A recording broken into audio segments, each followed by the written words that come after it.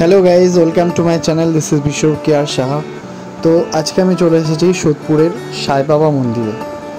खूब सुंदर এই জায়গাটা। একা একা বসেছিলাম, ভাবছিলাম কি করব, তাই একটু ঘুরে চলে গেলাম এই জায়গাটার থেকে। তো তাই তোমাদের একটা ভিডিও করে দেখিয়ে দিচ্ছি জায়গাটা কেমন। তোমরা চাইলে আসতে পারো যারা সোদপুর বা খড়দার কাছাকাছি থাকো। বিটি রোডের কাছেই এটা পড়ে। আমি লোকেশনটা দেখিয়ে দেবো কীভাবে কি আসতে হয়। তো আপাতত এই অ্যাটমসফিয়ারটা, এই জায়গাটা কেমন সেটা একবার দেখে নাও। খুবই সুন্দর একটা স্নিগ্ধ পরিবেশ। এখানে সামনে জুতো খুলে আসতে হয় মেন গেট থেকে, খালি পায়ে ভেতরে ঢুকতে হয়। মোটামুটি সাজানোই আছে। দুপুরবেলা দুপুরবেলা বন্ধ থাকে, 4টে-5টার দিকে খোলে। তো তারপর রাত 8টা সাড়ে 8টা অবধি খোলা থাকে, বা 8:45 অবধি খোলা থাকে আই থিঙ্ক। আর এখানে সন্ধ্যে 7টা থেকে আরতি হয়। আর যদি একবার আরতি শুরু হয়ে যায় কাউকে এখান থেকে বেরোতে দেওয়া হয় না আরতি শেষ না হওয়া অবধি। তো 4টে থেকে মন্দির খুলে যায়, পুরো প্রেমিসেসটা ওপেন হয়ে যায়। তো চলো দেখো মন্দিরের ভেতরটা কেমন। খুব সুন্দর অনেকটা জায়গা রয়েছে। কখনো মুড অফ থাকলে বা কখনো ইচ্ছা হলো বন্ধুবান্ধব বা স্পেশাল পার্সন বা ফ্যামিলি বা যে কেউ একসাথে এসে এখানে বসতে পারো, কিছুক্ষণ সময় টাইম স্পেন্ড করতে পারো। এই জায়গাটা, এটা হচ্ছে মন্দিরের ভেতরের যে জায়গায় সাই বাবা থাকেন আর কি, সেই জায়গাটা ভেতরটা। তো বেশি আমি ফুটেজ নিতে পারিনি, ওখান থেকে মানা করছিল।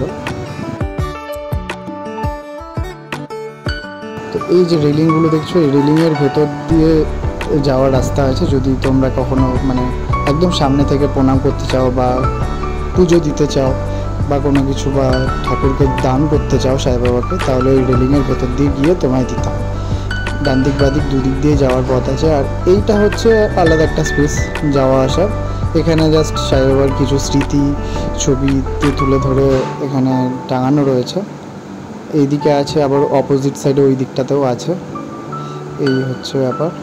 এটা একটু বাইরের জায়গাটা, মন্দিরের সামনের যে ফাঁকা জায়গাটা, ওই জায়গাটা। তো তোমরা যদি বিকেল 4টে বা 4:30টার মধ্যে আসতে পারো এই সাই বাবা মন্দিরে, তাহলে এখানকার ভিউটা দেখতে পাবে। খুব সুন্দর লাগে সূর্যের আলোতে।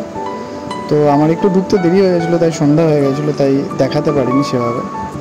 তো এখানে আমি কিছুক্ষণ বসেছিলাম, তো একবার জুম করে দেখিয়ে দিলাম। অনেকটাই জায়গা এখানে বসলে পুরো ফিলিংটাই আলাদা, তোমরা গেলে বুঝতে পারবে। আর চারিদিকটার যা ভিউ, খুব সুন্দর একটা স্নিগ্ধ পবিত্র একটা পিসফুল জায়গা এই জায়গাটা। তো আমি একবার প্রণাম করতে গেছিলাম সামনে রেলিংয়ের ভেতর দিয়ে গিয়ে। তো তাই বেরোনোর সময় আর কি চারিপাশটা একবার ঘুরিয়ে ভিডিও করে নিলাম। তো ফাইনালি আমি মন্দির থেকে বেরিয়ে গেছি। এখানে আশেপাশে কিছু খাবারের দোকান, মিষ্টির দোকান, ফুচকার দোকান রয়েছে।